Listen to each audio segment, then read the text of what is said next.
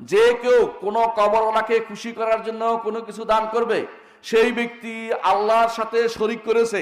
সে তার বিগত যুগের যত আমল ছিল সব বরবাদ হয়ে গেছে, মুশরিক হয়ে গেছে। অর্থাৎ যদি হজ করে থাকে বরবাদ, যদি সালাত আদায় করে থাকে বরবাদ।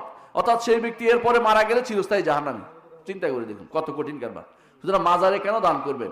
মাজারে দান করার কোনো সুযোগ নাই। মাজারে দান করলে ঈমান শেষ হয়ে যায়।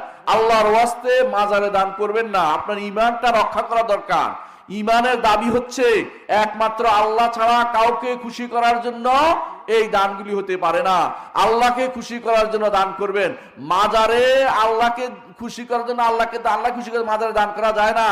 খুশি করার জন্য দিতে হলে মসজিদে দেন, এতিমখানায় দেন, মাদ্রাসায় দেন, এবং যে কোনো ভালো ন্যাক কাজে দেন। রাস্তাঘাট করলেও লাভ আছে, এমনকি পাবলিক টয়লেট করলেও লাভ আছে। পাবলিক টয়লেটে দেওয়াও মাজারের দেওয়ার চেয়ে